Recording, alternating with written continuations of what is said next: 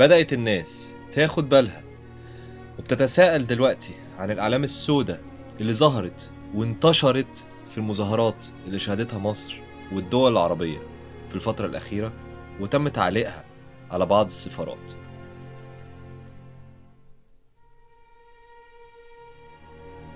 وهي كانت ظهرت قبل كده في المظاهرات في ميدان التحرير وفي أماكن تانية، وكمان ظهرت في سينا في الفترة اللي فاتت قبل وبعد حادثة رفح.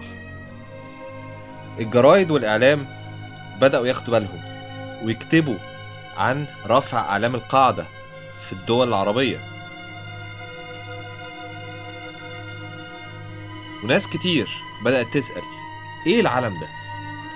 العلم ده أصلا متاخد من علم الرسول اللي هو كان أسود وأبيض وكان اسمه العقاب يعني الصقر، وحطوا عليه نقش بتاع ختم الرسول اللي كان بيبعته في الرسائل اللي هو مكتوب عليه محمد رسول الله، واللي أضافوا له بعد كده كلمة لا إله إلا الله.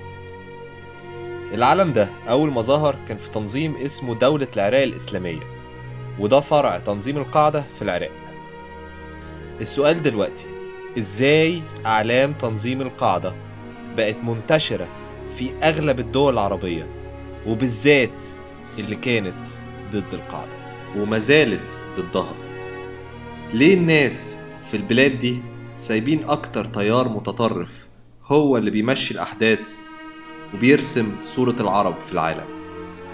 لو أنت موافق إن التيار ده مش بيمثلك اعمل شير.